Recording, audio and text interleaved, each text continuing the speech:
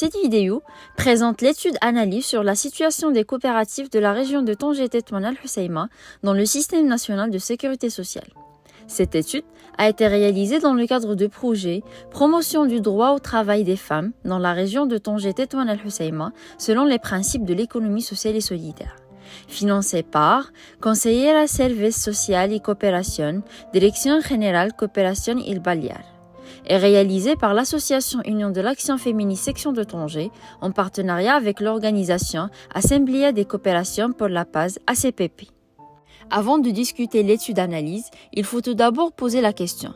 Pourquoi une étude préliminaire partielle sur les acquis et les prédispositions des membres des coopératives de Tanger-Tétouan Al-Hoceima en matière de la protection sociale? En d'autres termes, pourquoi réaliser une étude-analyse sur la situation des coopératives en matière d'accès à la protection sociale, sachant que ce sont des entités juridiques productives et commerciales des biens et services? Tout d'abord, parce que le secteur coopératif au Maroc occupe de plus en plus le devant de la scène. Son développement s'articule autour des enjeux économiques, politiques et sociaux. C'est un secteur au cœur du débat public sur une perspective d'un développement inclusif, soutenu et durable. L'ODCO, l'Office du développement de la coopération, a recensé en 2020 40 531 coopératives enregistrées et un état d'activité, dont 3 065 au niveau de la région Tanger-Tétouan Al-Hoceima. Quant au nombre des adhérents et adhérentes, il est autour de 646 901, dont 49 120 sont répartis sur le territoire de la région de Tanger-Tétouan Al-Hoceima.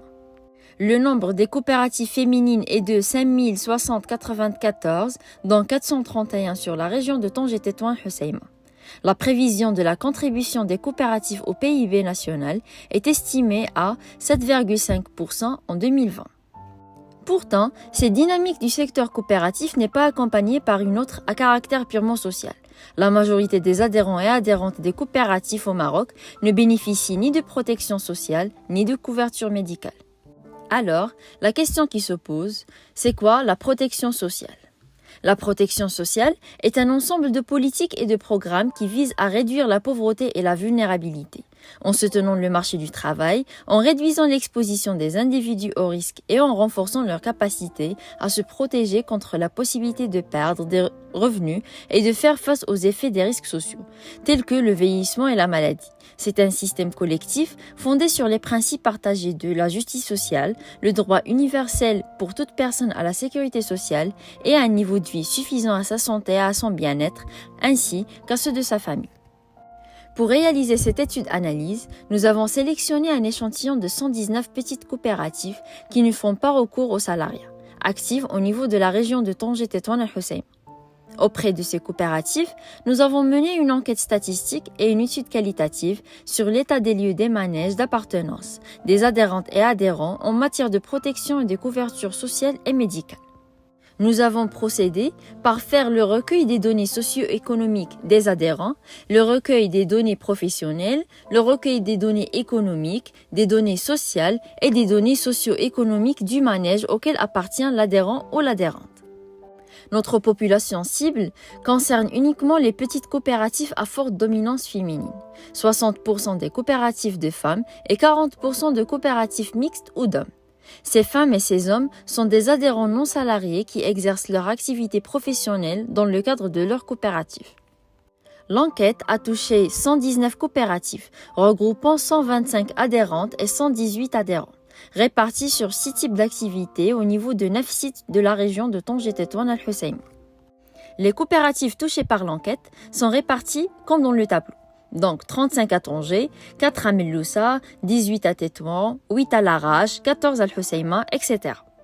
L'enquête révèle que sur 343 membres de coopératives enquêtées, 225 sont de sexe féminin, soit 65,5%.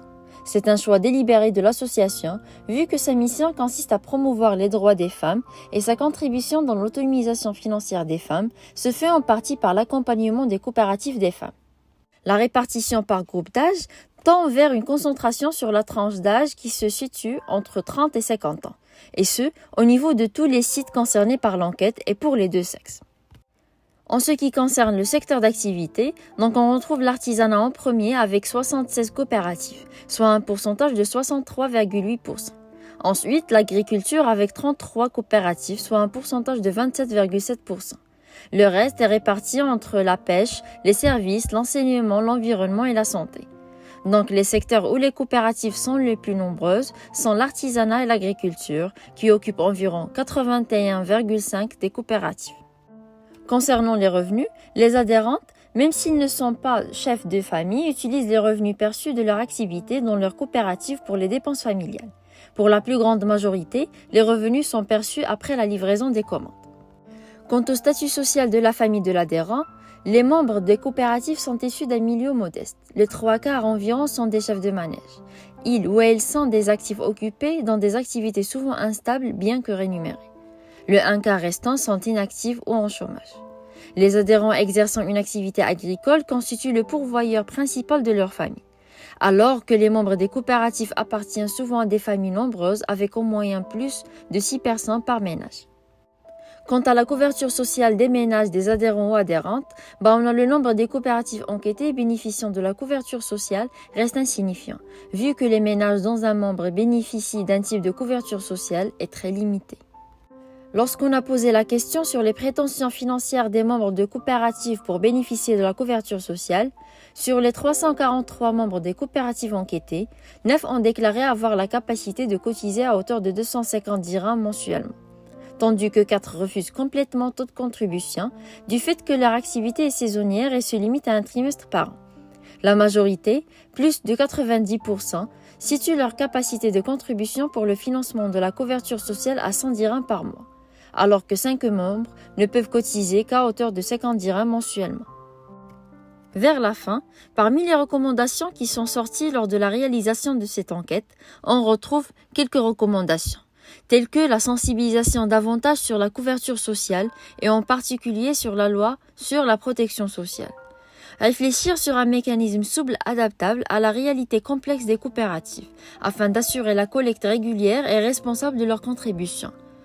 Impliquer via une démarche participative réelle les membres des coopératives dans le débat et le plaidoyer pour la couverture sociale les concernant, et bien d'autres recommandations. Afin de voir l'étude analyse en entier et pouvoir la lire, vous allez trouver le lien dans la partie description. Merci beaucoup.